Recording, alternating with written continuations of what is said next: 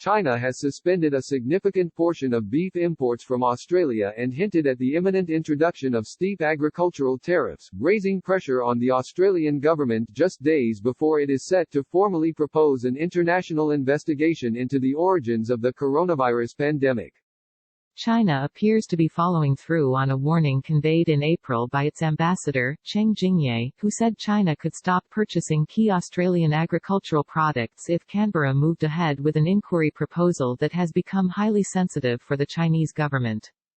Australian officials are planning to submit the proposal at the World Health Organization's decision-making body, the World Health Assembly, this month.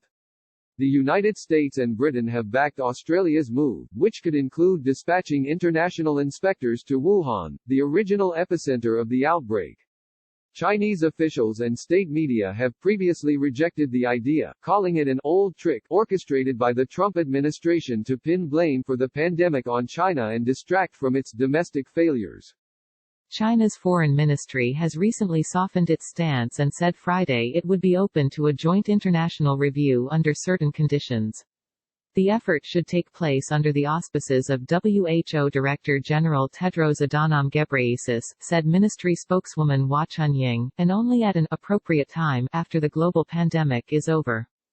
The Chinese ambassador's threats of a boycott last month sparked an uproar in Australia that only grew this week as Beijing appeared to follow through, underlining its willingness to use its economic might as political leverage.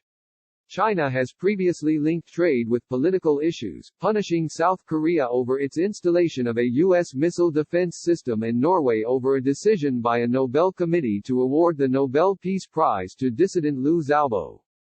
After 6 new cases, Wuhan plans to test all 11 million residents for coronavirus. Australian officials said they were notified that 4 major slaughterhouses were decertified on Monday night, a day after Australian agriculture lobbies conveyed a warning that China was weighing a new round of 80% tariffs on barley within 10 days, as part of an anti-dumping investigation. Sign up for our Coronavirus Updates newsletter to track the outbreak. All stories linked in the newsletter are free to access. Chinese authorities cited improper labeling and health concerns when they enacted the beef ban, according to Trade Minister Simon Birmingham. He said thousands of Australian factory workers and farmers could be affected by the suspension, which covers Australia's largest beef plant in Dinmore, Queensland state. Birmingham said Tuesday that Australia would treat the agricultural trade matters as independent from the dispute over the COVID-19 inquiry and expects that other governments would do likewise. At a daily briefing in Beijing, Foreign Ministry spokesman Zhao Lijian did not directly answer a question about whether the beef ban was linked to the inquiry proposal.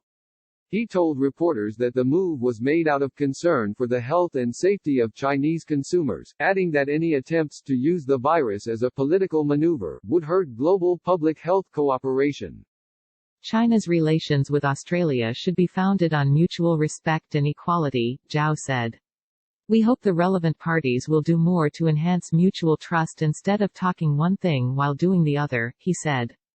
Australian political analysts widely saw the Chinese agricultural freezes as directly linked to Cheng's warnings weeks earlier, even though Canberra has treated the matter with ambiguity and not directly pointed fingers at Beijing.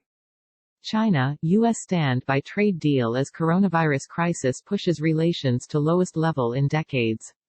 If you threaten to shoot someone, no one will believe when you stand over his body a week later and claim he accidentally fell on a bullet. Of course it's linked, said Jeffrey Wilson, research director at the Perth US Asia Centre at the University of Western Australia.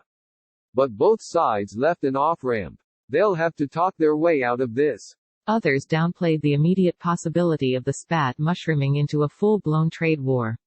Although the moves this week targeted a politically vocal agricultural constituency in Australia and could affect up to $2 billion in exports, China has not raised the possibility of boycotting large, strategic products and industries that would signal a severe conflict. It's more bluster than reality, said Peter Jennings, executive director of the Australian Strategic Policy Institute and former high-ranking defence official. They're certainly not hinting that they will do anything with coal and iron ore. They need our products. Prime Minister Scott Morrison has stood by his calls for an investigation amid the furor over how Australia, a U.S. ally, should respond to China. Although some influential business executives have urged him to delay the inquiry or avoid provoking Beijing, the Australian Parliament and press have largely rallied around Morrison in defiance of the Chinese warnings. Morrison said again on Friday that he would push forward with the inquiry proposal but would seek coordination with a number of other countries rather than a unilateral or US-led approach. "We can't let the trail go cold," he said. James Lawrenson, acting director of the Australia-China Relations Institute, said growing warnings in Australia about the danger of Chinese economic coercion were exaggerated by the country's China hawks. As relations have become strained in the past 3 years over a dispute surrounding Huawei, the Chinese telecommunications equipment company, and political meddling, the Chinese government has signaled that it would punish Australia by introducing hurdles to beef or wine imports or limiting tourist visits. But trade figures show that Beijing has rarely followed through, Lawrenson said. "If it were to send a message to Australia, fair enough," he said. "But when you look back in the trade data a few months later, the impact is hardly discernible." Australia's coronavirus disputes with China are growing. So are debates over its deep economic ties to Beijing. China-US stand-by trade deal as coronavirus crisis pushes relations to lowest level in decades. China's bid to repair its coronavirus-hit image is backfiring in the West. Today's coverage from Post correspondents around the world. Like Washington Post World on Facebook and stay updated on foreign news.